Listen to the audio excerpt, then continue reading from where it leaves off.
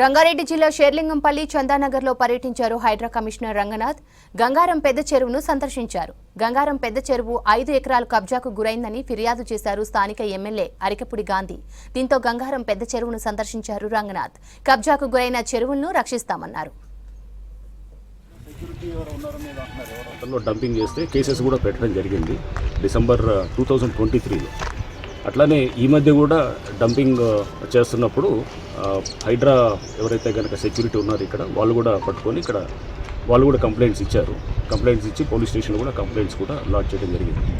So ఈ మంత్లో ఒక 3 రోజుల క్రితం కూడా కంప్లైంట్ ఇవ్వటం, ఆ కంప్లైంట్స్ మీద ఇమీడియట్గా కేసు కూడా చందానగర్ పోలీస్ స్టేషన్లో కూడా ఇవ్వటం కూడా జరిగింది. లాస్ట్ మంత్ కూడా ఇవ్వటం జరిగింది. సో ఇట్లా ఈ కంప్లైంట్స్ ఇవ్వటం అన్నీ కూడా జరుగుతూనే ఉంది. బట్ ఇక్కడ డంపింగ్ అనేది ఆగట్లేదు.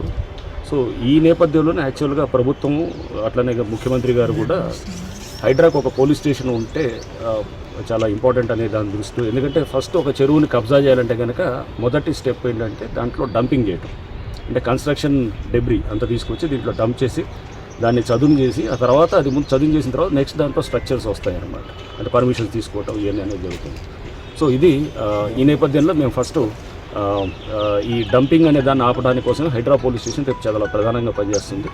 దీని వెనకాల అంటే ఊరినే బండ్లు పట్టుకోవటం కాదు, డ్రైవర్లను పెట్టడం కాదు, దాని వెనకాల ఎవరున్నారు, వ్యాపారస్తులు ఎవరు డంప్ చేస్తున్నారు, ఆ ప్లాట్ ఓనర్స్ ఎవరన్నా దాంట్లో ఇన్వాల్వ్ అయినారా, దాంట్లో ఎక్కడి నుంచి తీసుకొచ్చి ఎక్కడ డంప్ చేస్తున్నారు, ఇవన్నీ కూడా చెక్ చేసి హైడ్రా పోలీస్ స్టేషన్ రాగానే ఆ వెహికల్స్ కూడా సీజ్ చేసి చేయడం జరుగుతుంది. బట్ అప్పటిదాకా మేము స్థానిక పోలీస్ స్టేషన్లో కంప్లైంట్ ఇస్తున్నాము, వాళ్ళు కూడా కేసులు పెడుతున్నారు.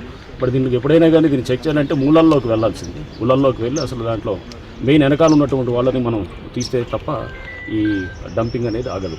సో దీని త్వరలో చెక్ పెడతాము.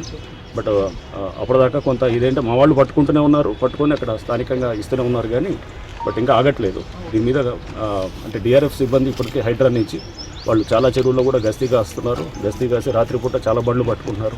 ఈ లాస్ట్ 2 నెలల్లోనే దాదాపు 10-15 సార్లు పట్టుకొని కూడా హ్యాండ్ అవుట్ చేసిన సందర్భాలు కూడా ఉన్నాయి. అండ్ మేము ఇంకా కూడా ఈ గస్తీ ఉధృతం చేసి ఈ బండ్లు కూడా పట్టుకొని వాటిని సీజ్ చేసి కోర్టుకు పెట్టడంతో పాటు దాని వెనకాల ఉన్న వాళ్ళని కూడా రేపు కోర్టులో పెట్టడం, వాళ్ళ మీద చట్టపరంగా చర్యలు తీసుకుంటాం.